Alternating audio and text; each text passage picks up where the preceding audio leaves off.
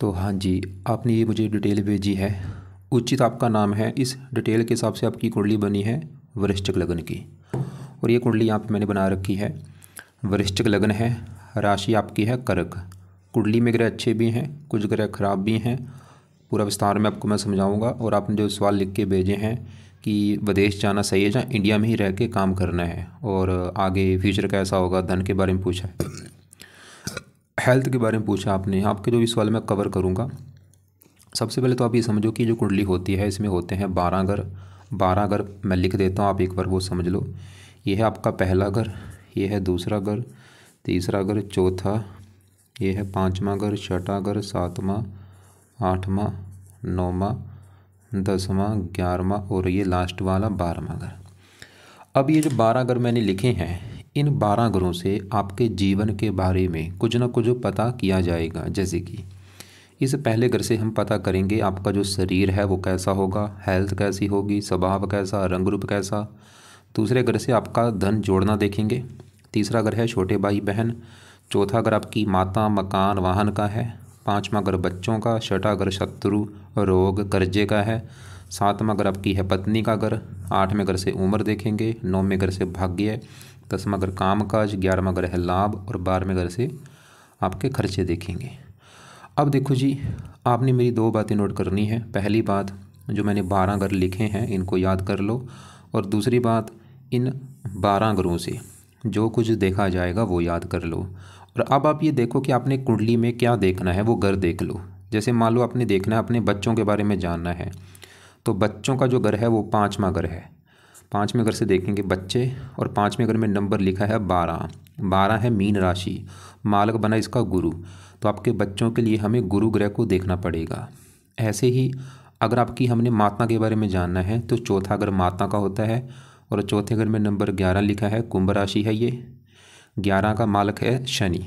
तो आपकी माता के लिए चौथे घर के मालक शनि को देखना पड़ेगा। अब आपको मेरा कहने का मतलब समझ आ चुका है कि जो भी कुछ देखना है वो घर देखना है और घर का मालक देखना है। अब ये जो 9 ग्रह हैं, क्योंकि आपको मैंने अभी क्या बोला कि आपके ग्रह अच्छे भी हैं, ग्रह खराब भी हैं। अब जो ग्रह आपके अच्छे हैं वो क्या करेंगे, आपको जीवन भर अच्छा फल देंगे। और जो ग्रह खराब हैं वो जीवन भर खराब फल देंगे। अब इन ग्रहों का जो असर होता है वो बढ़ जाता है जब इनकी दशा चलती है। और दशा होती है मेन 2 प्रकार की। एक होती है महादशा, एक अंतरदशा। महादशा काफ़ी बड़ी होती है और ये आपके ऊपर चली हुई है शुक्र ग्रह की। और ये आपके ऊपर चली है 2008 में चली थी और अभी 28 में जाके ख़त्म हो गई। अभी भी 4 साल की पड़ी है। इसका मतलब ये है कि इन 9 ग्रहों में से आपके ऊपर सबसे बड़ा असर है इस शुक्र ग्रह का, क्योंकि उसकी चल रही है महादशा। अब शुक्र का आपके ऊपर असर है कितना, वो आप समझ लो 80% है। आपकी अगर 100 में से 80% लाइफ को देखा जाए तो आपकी मतलब 80% आपके जीवन में जो कुछ अभी हो रहा है वो कारण शुक्र है। जो भी आप खा रहे हैं, पी रहे हैं, कुछ भी हो रहा है, कारण शुक्र है। कुछ असर होता है जिसकी होती है अंतरदशा, वो है बुध की। और ये अभी चली है 11वां महीना 24 में, 1 महीना हुआ है, ख़त्म होगी जाके 27 में। तो दूसरा आपके ऊपर छोटा सा असर बुध का है, लेकिन बड़ा असर शुक्र का है। और तीसरा भी आपके ऊपर एक असर है, वो है शनि की डेहा का। ये चली हुई है आपकी 17 जनवरी 23 से। पिछले 2 साल हो चुके हैं। मतलब आपके जीवन में अभी जो कुछ हो रहा है भाई, एक तो कारण आप समझ लो, वो कारण है शुक्र, दूसरा कारण बुध है और तीसरा कारण है शनि की डेहा। पहले मैं डेहा की ही बात करूँगा कि डेहा क्या होती है। डेहा 2 प्रकार की होती है, चतुर डेहा, अष्टम डेहा। दोनों को खराब माना गया है, लेकिन ज़्यादा खराब होती है अष्टम डेहा। जब भी किसी के ऊपर अष्टम डेहा आती है उस समय उस बंदे को लाइफ में काफ़ी दिक्कतें, परेशानियाँ आती हैं। तो पिछले आपके ऊपर 2 साल हो चुके हैं चली हुई है।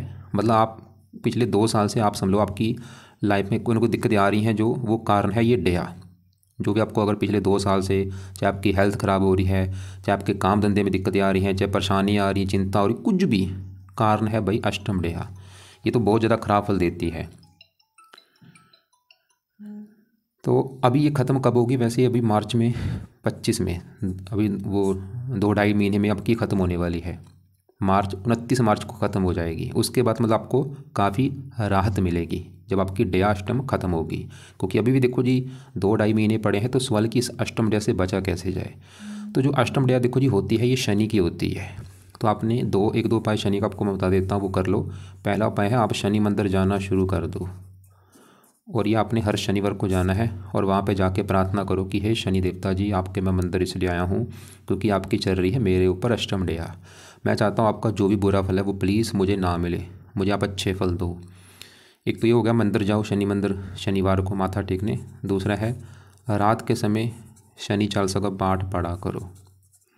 तो ये दो आपने उपाय करने हैं, और ये पाठ है ये आपने रोजाना पढ़ना है रात के समय, और इसको जहाँ तो पढ़ना है जहाँ इसकी ऑडियो लगा के सुना करो। कम से कम 2-3 महीने ये उपाय जरूर करो, मार्च तक ये उपाय करने हैं आपने। शनि चालीसा रोजाना रात को पढ़ना है या सुनना है मार्च तक, और मंदिर भी आपने हर शनिवार को जाना है क्योंकि डे आपकी मार्च में ख़त्म हो जाएगी। बाकी आप लाइफ टाइम ये उपाय कर सकते हैं, लेकिन मार्च तक तो ज़रूर कर लो भाई। अब देखो जी, बड़ी दशा है शुक्र की, अब उसकी बात करेंगे कि वो आपका अच्छा है या बुरा है। अगर तो शुक्र आपका अच्छा है फिर तो आप समझ लो आपका अच्छा समय भी चल रहा है। अगर बुरा है तो वो बुरे फल दे रहा है, मतलब आपका समय अच्छा नहीं चल रहा। तो सवाल है कि शुक्र अच्छा है या बुरा है।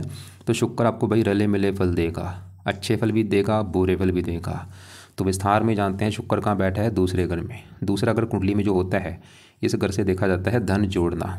अगर आपका धन जोड़ना, धन की स्थिति जाननी है कि आपका धन कैसा होगा, कहाँ से धन आएगा, कितना धन जोड़ेंगे, धन के बारे में जानने के लिए दूसरा घर देखा जाता है। दूसरा घर परिवार का भी होता है, आपका जो परिवार है फैमिली है वो दूसरे घर से देखेंगे। दूसरा घर वाणी का भी होता है, आपकी वाणी कैसी होगी। और आपको मैंने अभी क्या बोला था, घर का मालिक देखना होता है। अब दूसरे घर में नंबर क्या लिखा है, 9 लिखा है। 9 है धनु राशि, मालिक इसका बना ये गुरु। तो आपके धन जोड़ने के लिए गुरु ग्रह को देखना पड़ेगा कि गुरु अच्छा है या बुरा है।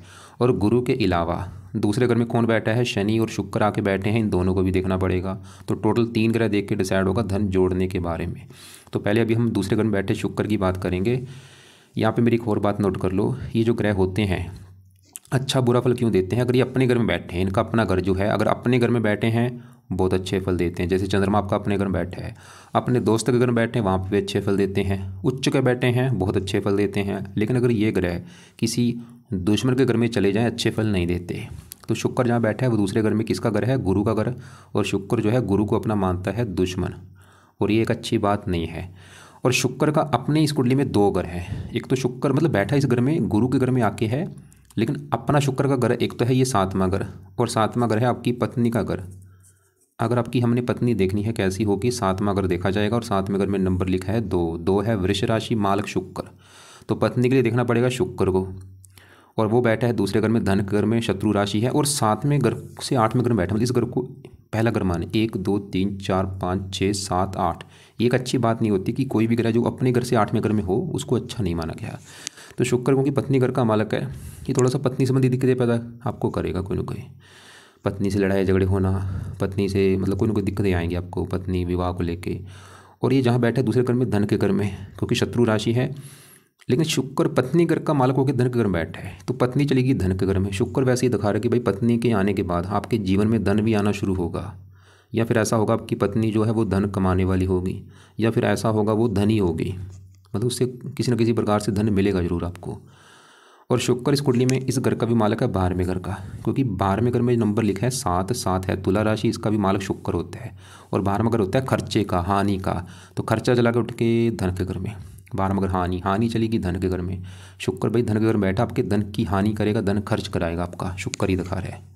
मतलब अभी शुक्र की जो दशा है इसमें आपको धन को लेकर दिक्कतें आएंगी। धन खर्च हो गया, धन की हानि होना, धन कम आना, धन नष्ट हो जाना, धन को लेकर चिंता होना, खुद के ऐशो आराम के ऊपर भी आपका धन खर्च हो सकता है, शुक्र ही दिखा रहा है। और क्योंकि थोड़ा सा शुक्र, क्योंकि ये जो ग्रह होते हैं भाई एक और शर्त है, ये कुंडली में कुछ योग कारक होते हैं, कुछ मार्केश।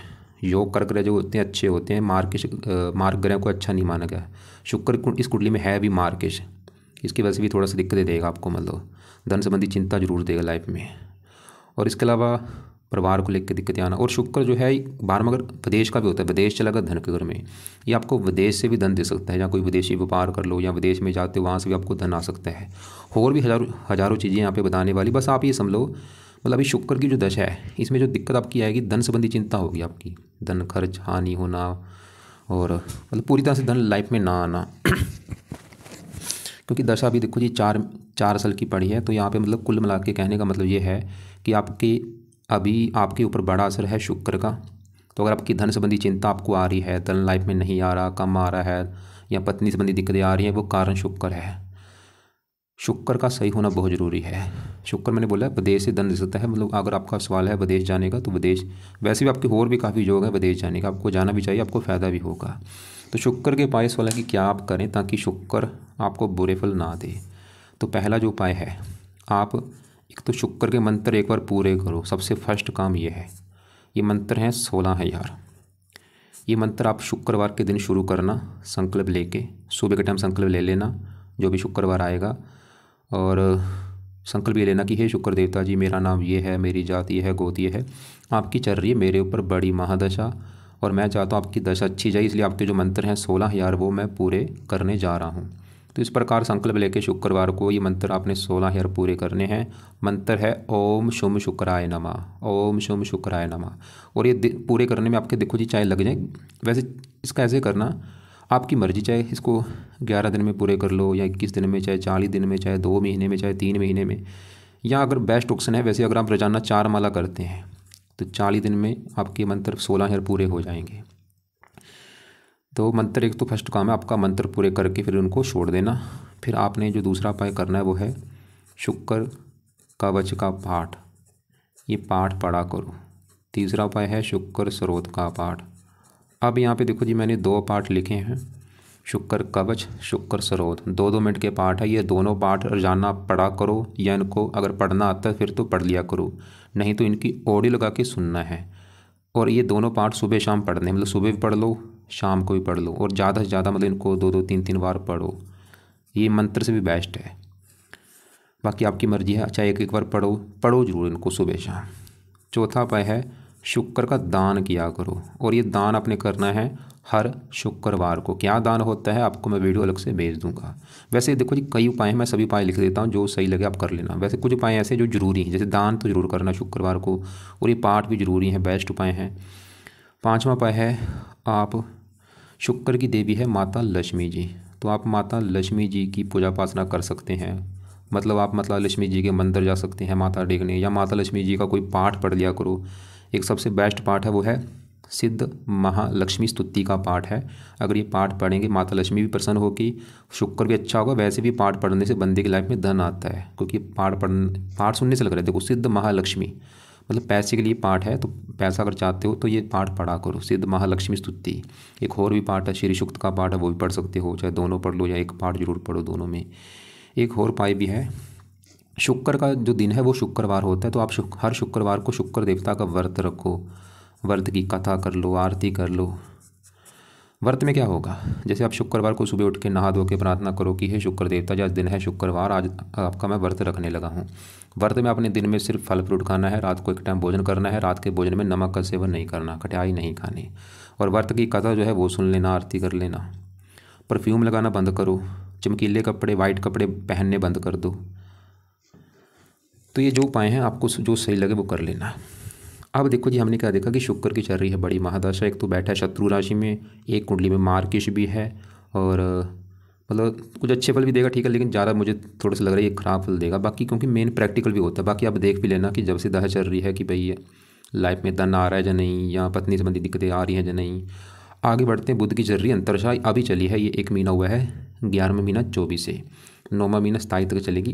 लेकिन इससे पहले आपके मैं यहाँ पे देखो जी शुक्र के साथ शनि भी बैठा है। सवाल कि शनि कैसे, इसको पहले मैं एक बार कवर कर दूँ, क्योंकि मैंने बोला था धन के लिए दूसरे घर में बैठे शुक्र के अलावा शनि को भी देखना है, और दूसरे घर के माल गुरु को भी देखना पड़ेगा।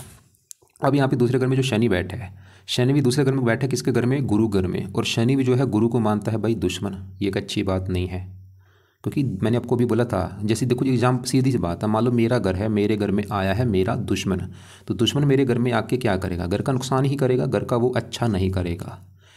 ऐसी ग्रह हैं, अगर दुश्मन घर में बैठे हैं दुश्मन के घर का नुकसान करते हैं, अच्छा नहीं करते। तो शनि भी दूसरे घर में बैठे हैं धन के घर में, वो है दुश्मन का घर, गुरु का घर, तो जहर सी बात है शनि भी दूसरे घर को मतलब दूसरा घर धन का, धन संबंधी चिंता आपको लाइफ में देगा। लेकिन शनि के अपने इस कुंडली में 2 घर हैं, एक तो शनि का अपना घर है, ये चौथा घर। चौथा घर क्यों शनि का, क्योंकि चौथे घर में नंबर 11 लिखा है, कुंभ राशि है, मालक शनि होता है। चौथा घर है माता मकान वाहन। तीसरे शनि यहाँ से देखो जी दूसरे घर से बैठ के तीसरी दृष्टि डाल रहा है चौथे घर के ऊपर, मतलब शनि वैसे ही दिखा रहा है कि आपको लाइफ में मकान वाहन का सुख मिलेगा। और माता धन हो सकता है आपको माता से धन मिले, क्योंकि माता धन घर बैठी है, मकान से धन, वाहन से धन, या आपके पास मकान वाहन के रूप में धन होगा, जैसे होता है कि कईयों के पास ज़मीन होती है, ज़मीन के रूप में धन आपके पास हो सकता है, मकान के रूप में धन होगा, या माता से धन मिल सकता है। और शनि तीसरे घर का मालिक, जहाँ पे 10 लिखा है, मकर राशि मालिक शनि। वैसे शनि देखो जी फिर भी आपको ये दिखा रहा है कि तीसरा मेहनत धन, खुद की मेहनत के बल पर भी आप धन कमाएंगे, लेकिन शनि क्या है, विलंब का कारक है। मतलब जो आपका शुरुआती जीवन होगा उसमें धन संबंधी चिंता जरूर होगी, लेकिन जैसे जैसे आपकी उम्र बढ़ेगी तो शनि आपको धन देगा। ऐसा नहीं कि शनि हमेशा चिंता देगा, लेकिन थोड़ा सा स्टार्टिंग में दिक्कतें जरूर देगा आपको, उसके बाद आपकी लाइफ में धन भी देगा। शनि विलंब का कारक है। लेकिन अगर आप ये 2 उपाय करते हैं, शनि मंदिर जाना और शनि चालीसा, इससे शनि का बुरा फल जो है वो आपको नहीं मिलेगा, तो आपकी धन संबंधी दिक्कतें दूर होंगी। तो मैं आपको बोलूँगा कि ये दोनों जो उपाय हैं ये तो करते रहो लंबे समय के लिए, जब तक आप मतलब लाइफ में सफल नहीं हो जाते, तो दोनों उपाय करते रहो, मंदिर जाते रहो, शनि चालीसा पढ़ा करो रोजाना। अब देखो जी आगे बढ़ते हैं। इस दूसरे घर का जो मालिक गुरु भी देखना पड़ेगा धन के लिए। और आपकी अभी मैंने जो 12 घर लिखे थे कि ये पहला घर है, ऐसे ही जो ये 12 घरों में ये छठा घर, 8वां और 12वां, इन 3 घरों को अच्छा घर नहीं माना गया, इन्हें त्रिक भाव कहते हैं। इन घरों से खराब चीज़ें देखी जाती हैं। तो गुरु आपका बैठा है 8वें घर में, एक तो खराब घर में। 8वें घर से आयु, मृत्यु, जल, कष्ट, लंबी बीमारी, दुर्घटना, गरीबी, रुकावट, ऐसी खराब चीज़ देखते हैं। सवाल कि गुरु अच्छा या बुरा है, तो गुरु भी आपका थोड़ा सा ज़्यादा खराब है, कुछ अच्छे फल देगा लेकिन ज़्यादा खराब फल, क्योंकि घर अच्छा नहीं। लेकिन वहाँ पे बैठा बुध की राशि है, मित्र राशि है। एक कारण और भी है, गुरु एक तो बैठा 8वें घर में, ऊपर से बैठा राहु के नक्षत्र में, राहु के नक्षत्र में होने की वजह से भी ये थोड़ा सा खराब हो चुका है। और किस घर का मालिक है, धन का मालिक है, तो धन का मालिक चला गया 8वें घर में, धन ही जो बना हुआ है। तो गुरु ये दिखा रहा है कि आपको भाई धन को लेकर दिक्कतें परेशानियाँ लाइफ में आएंगी, और धन संबंधी दिक्कतें कोई भी हो सकती हैं, धन कम आना, खर्च हो जाना, धन की हानि होना। लेकिन गुरु एक शर्त लगा के बैठा है, ये 8वां घर विदेश का भी होता है, धन विदेश। गुरु ये दिखा रहा है कि अगर आप घर से दूर जाके काम करेंगे, विदेश में जाके, और विदेश का मतलब यहाँ पे समझ लो आपकी जो जन्मभूमि है वहाँ से दूर जाना है। मतलब जैसे आपका जन्म मान लो जहाँ पे लिखा है वहाँ से आप मान लो दिल्ली चले जाते हैं या महाराष्ट्र चले जाते हैं, वो भी विदेश हो जाता है। ये मत सोचना कि मैं कहीं कनाडा में जाऊँगा तभी उसको उसी को विदेश कहा गया, नहीं, घर से दूर जाओगे वहाँ पर भी आपको फ़ायदा होगा। अब गुरु इस कुंडली में इस घर का भी मालिक है 5वें घर का, और ये है संतान का घर। संतान देखनी है 5वां घर, 5वें घर में 12 लिखा है, मीन राशि मालिक गुरु, क्योंकि 8वें घर में बैठा संतान घर का मालिक है। गुरु आपको संतान संबंधी भी चिंता पैदा करेगा कोई ना कोई, जैसे कि संतान का बीमार होना, या लड़कियां ज़्यादा होना, पुत्र कम होना, या कोई ना कोई दिक्कत आएगी। वैसे गुरु 8वें घर में बैठ के आपकी उम्र लंबी कर देगा, और भी चीज़ अच्छी, कई चीज़ अच्छी भी देगा। यहाँ पे देखो मैं जो चीज़ें बता रहा हूँ बहुत शॉर्टकट में बता रहा हूँ, बताने को यहाँ पे हज़ारों चीज़ें हैं। गुरु 8वें घर में वैसे गुप्त विद्या का जानकार बनाता है।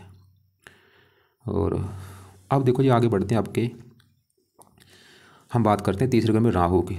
राहु जो है ज़्यादा अच्छे फल देगा, 100 में से 70-80% अच्छा है, थोड़ा सा दिक्कतें देगा। राहु जहाँ बैठे तीसरे घर में, एक तो राहु को तीसरे घर में अच्छा माना गया, और बैठा भी वहाँ पे शनि घर में है, मित्र की राशि है। तो तीसरे घर में बैठ कर राहु आपको काफ़ी मेहनती, साहसी, पराक्रमी बनाए, क्योंकि तीसरा घर मेहनत का है, पराक्रम, उद्यम, तो मेहनती, साहसी, पराक्रमी बना देगा। 5वीं दृष्टि पड़ेगी तीसरे 7वें घर के ऊपर पत्नी का घर, यहाँ पे वैसे उच्च राशि, लेकिन राहु की दृष्टि है क्रूर, थोड़ा सा पत्नी से लड़ाई झगड़े कराएगा। 9वीं यहाँ पे स्वय राशि है, इस घर का अच्छा, थोड़ी सी स्टार्टिंग में भाग्य संबंधी दिक्कत देगा, वैसे राहु ठीक है। चलो अब यहाँ पे बात करते हैं आपके पहले घर में बुध सूर्य की। पहले समझो पहला घर है किसका। मैंने जैसे 12 घर लिखे हैं कि 7वां घर पत्नी का है, 5वां बच्चों का, चौथा माता का। ऐसे भाई जो पहला घर है ये आपका घर है, मतलब आप जो है आप कैसे होंगे, आपका शरीर कैसा, रंग रूप कैसा, पहला घर देखेंगे। और पहले घर में नंबर 8 लिखा है, मालिक है मंगल। तो आपके बारे में जानना है तो पहले घर के मालिक मंगल को देखना पड़ेगा कि मंगल अच्छा है या बुरा है, कहाँ बैठा है। और नेगेटिव बात क्या है कि मंगल भी आपका मुझे ज़्यादा ख़राब लगा है, क्योंकि ये एक तो ये बैठा है 12वें घर में, जो कि मैंने आपको बोला था 12वां घर भी अच्छा घर नहीं होता। ऊपर से 12वें घर में जो 7 लिखा है शुक्र का घर है, और मंगल शुक्र को मानता है शत्रु, और मंगल बैठा है राहु के नक्षत्र में। मतलब एक तो 12वां घर खराब घर, शत्रु राशि, राहु का नक्षत्र, ऊपर से अस्त भी बैठा है। तो ये क्या दिक्कतें देगा, क्योंकि पहला घर शरीर है, शरीर 12वें घर में बैठा है, तो आपकी हेल्थ ख़राब करेगा मंगल। एक तो हेल्थ को लेकर दिक्कतें, खासकर मंगल की दशा में दिक्कतें ज़्यादा आएंगी। और मंगल लग्नेश भी है, लगन दोष भी बना हुआ है, लगन दोष की वजह से लाइफ में स्ट्रगल करना पड़ेगा, दिक्कतें, परेशानियाँ, रुकावटें। खर्च का घर है शरीर, खर्च, खुद के ऐशोराम के ऊपर भी आपका खर्चा करा सकता है। शुक्र की राशि है तो आपका मतलब धन खुद के ऐशोराम के ऊपर भी हो सकता है।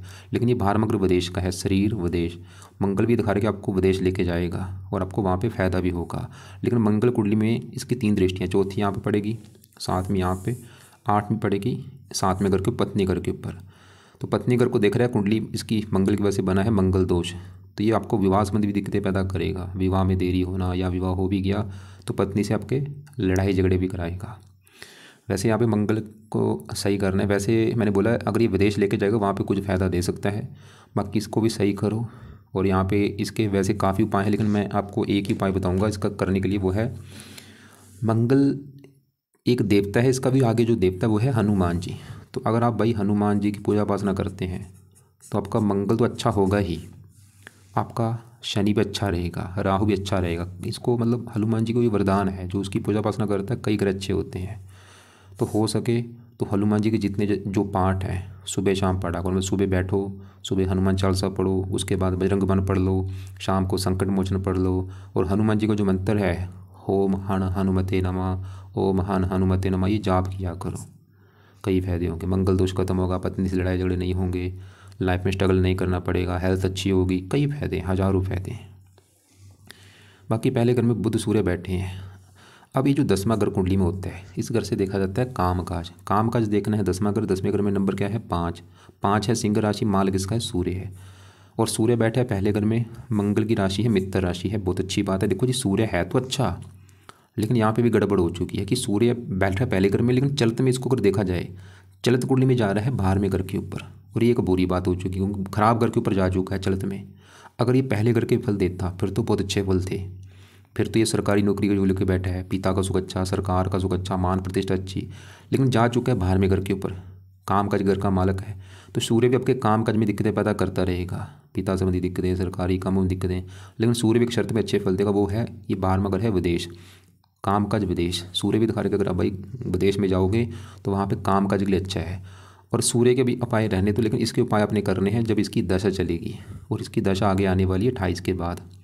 जब शुक्र की दशा खत्म होगी उसके बाद चलेगी सूर्य की बड़ी दशा। उस समय भी आपके विदेश के योग हैं ज़्यादा, और उस समय आप सूर्य के उपाय करना, अभी उपाय रहने दो। अब इसी घर में बुध बैठा है और बुध इसी पहले घर की फल देगा। और बुध इस कुंडली में एक 8वें घर का मालक है और 11वें घर। 11वां घर होता है लाभ आमदनी, और बुध की अभी दशा भी चली है। सवाल कि बुध कैसा है, ये रले मिले फल देगा। 8वें घर का मालक है, उम्र के लिए अच्छा है, बुद्धिमान बनाएगा आपको, समझदार गुणी, आमदनी देगा, लाभ देगा, ये फिलहाल ठीक है आपका। थोड़ा सा बस हेल्थ आपकी ख़राब कर सकता है। बाकी 9वें घर में चंद्रमा बहुत अच्छा है। ये जो 9वें घर में 4 लिखा है, 4 है कर्क राशि, माल कौन बना चंद्रमा, कहाँ बैठा है इसी घर में बैठा है। तो चंद्रमा क्यों अच्छा, अपने ही घर में बैठा है। और ये घर किसका 9वां घर भाग्य का।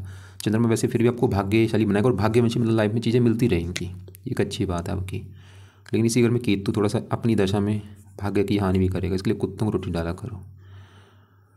तो यहाँ पे देखो जी मैं छोड़कर में सभी चीज़ें आपको कवर कर चुका हूँ। अब सवाल कि आपके लिए ज़रूरी उपाय क्या है। तो ज़रूरी उपाय है कि तो आपके लिए, क्योंकि आपकी चल रही है अष्टम डेया, जो कि मैंने बोला उसको अच्छा नहीं माना गया, पिछले 2 साल हो चुके हैं। तो अगर आपको पिछले 2 साल से लाइफ में दिक्कतें परेशानी आ रही, वो कारण है बड़ा शनि की अष्टम डेया। फिलहाल ख़त्म होने वाली, फिर भी शनि के 2 उपाय करते रहो ताकि अष्टम डेया का बुरा फल ना मिले, और शनि भी जो बैठा भी दूसरे घर में है उस घर की हानि नहीं होगी।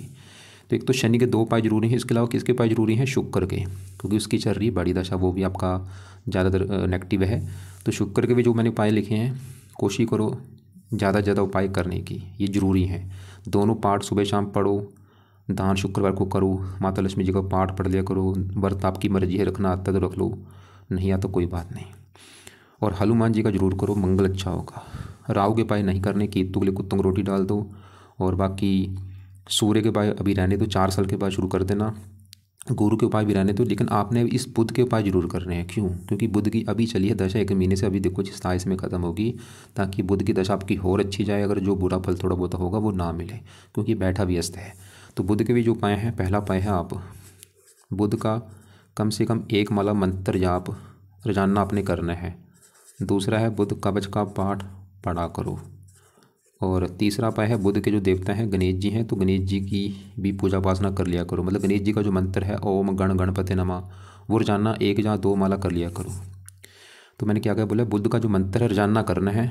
कब करना है, सुबह शाम करना है। सुबह भी 1 माला कर लो, शाम को भी 1 माला कर लो, चाहे 2 माला कर लो, वो आपकी मर्जी है। मंत्र है ओम बुम बुद्धाय नमः। और बुध कवच का पाठ अगर पढ़ना आता है पढ़ लो, या इसको ऑडियो लगा के सुन लिया करो, ताकि आपकी हेल्थ ख़राब ना करे बुध।